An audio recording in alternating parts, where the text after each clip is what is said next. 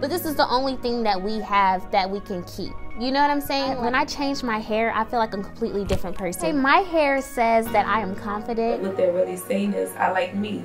You know, I think my hair says that I have some rebel in me, you know, that I don't like to follow rules. Black folks are still learning about their hair. Just because that you have straight hair does not make you any better than someone that has natural curly or kinky hair. Throughout African American history, Black women have been accustomed to believe that straight hair equaled good hair, and that their natural hair was seen as nappy because of its kinky hair type. In all actuality, Black women do have the power of having good hair. Good hair is healthy hair. So as long as your hair is healthy, the integrity of it is good, it's not falling out, that's good hair. Good hair to me isn't wavy, curly, it has this curl pattern, it has this curl type. Good hair is healthy hair. You can have short, shaved off hair, and if it's healthy, it's good hair. The natural hair, it's your own. Basically, you have the options to work out and go swimming and basically be active, which African American women weren't doing at one point. And also that you actually can grow this hair. So the name of our shop is called The Good Hair Shop.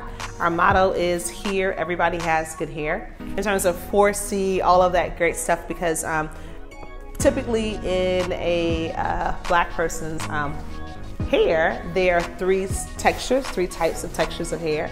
And so I think when we get into the grade, I think that 4C is supposed to be something that is a negative type. So I actually stay away from, in terms of types of texture, that has just kind of recently came out. But I think in terms of natural hair, it's anything from curly, wavy, straight, in between, and even on your own head of hair, you could have at least 2 to 3 types of textures in one head. Everybody has a totally different texture, so to compare them to each other, I just find it pointless. Like every day, I work with multiple naturals, and it's like every day I'll see a curl pattern that I've never seen before. I believe that hair types is equivalent to like your fingerprints. So just like you and I don't have the same fingerprints, we don't have the same hair type. So you could look at my picture and say, oh, well, my hair is like hers, or my hair is similar to hers, but in the front, my hair may be one curl pattern. In the middle, it could be completely different. And sometimes that is brought upon, or that is a result of maybe heat damage or a lack of moisture. And maybe not heat damage, but as you straighten your hair and you're not doing it with integrity or properly, your curl pattern can be altered. African American hair, though, is extremely porous. So basically it absorbs water extremely fast, and also due to the conditions that we live in, they're not conducive for hair growth. So basically the main thing with African American hair is to keep it moisturized, because it can become very dry, and dry hair equates to breakage. Toward the end of slavery, Black women started using hot combs to straighten their hair after being told that their curls were unacceptable. In 1909, the first relaxer was used on an African American and is still being used today. Yeah, I definitely feel like it's beneficial for African Americans to wear their own hair. Not only is it a confidence booster, but you're not putting those chemicals in your scalp which trickle into your whole immune system. If you look at that main active ingredient, which I think is called sodium hydroxide, that's in a relaxer, it could actually dissolve a can of Pepsi, or a bottled soda can, and so that's what we're putting on our scalp. It takes 26 seconds for whatever ingredients in a cosmetic or hair skincare product to enter your bloodstream. So I feel one of the best reasons that you should have a preference over relaxer versus a natural state is just for some health reasons. I have clients that have transitioned from relax, and most of the time I find that they were relaxed because of conditioning. So basically what I mean by that is it was convenient because they were raised relaxing their hair. So it's basically like learning a language. If you were raised learning English, of course, it's harder to learn a different language. It was really difficult at first because having 4C natural hair, it was difficult to find the right products that made my hair moisturized and kept my curls. And I'm still experimenting with my products, but overall I can say it was a great experience. Stop during like when your kids are going to graduation or when they have Easter, like an Easter dinner, or they're celebrating something. Stop straightening their hair for these events, because what you're telling them is, in order for me to go to this event, I have to have straight hair. And that's not the case. You can have a beautiful updo, still be a queen, and go to the Easter dinner, you know? Or you can graduate, walk across that stage with, you know, your natural hair. You don't have to straighten your hair to be socially accepted or to be considered a prestigious person. So I think when you're 3 or 4 or 5, you get that immediate lesson or message that your hair looks better straight. I feel like for so long, African American women didn't know that growing hair was an option for them.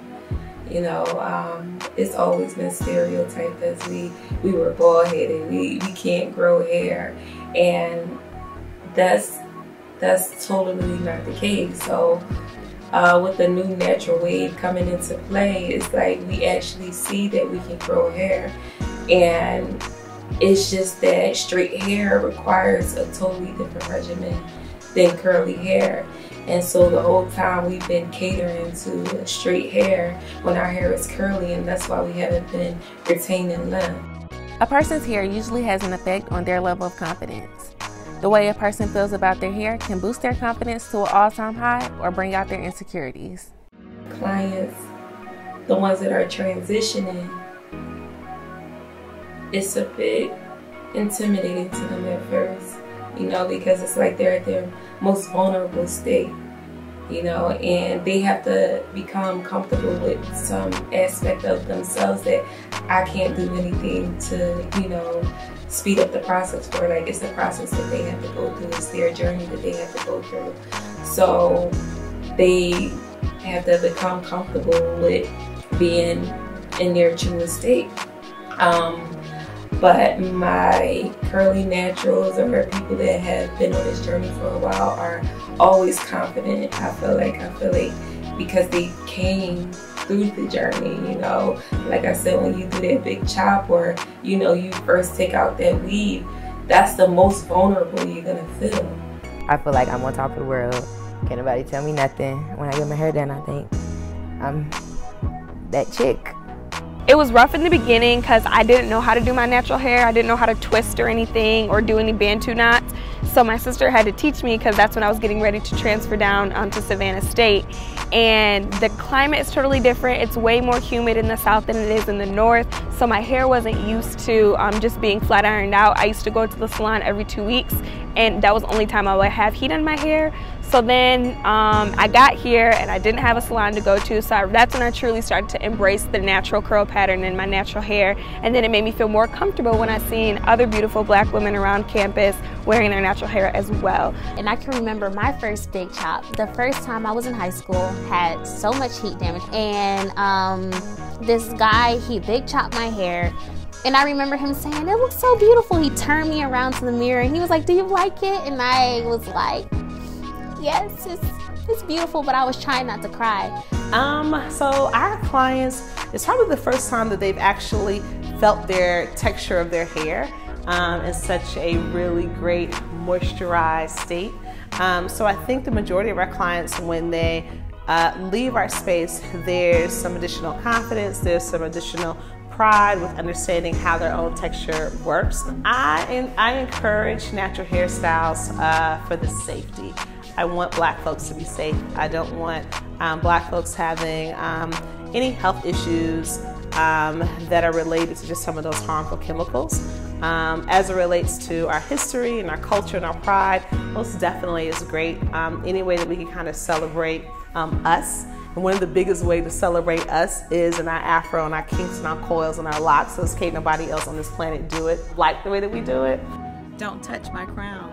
Don't touch my crown. Don't touch my crown. Don't touch my crown.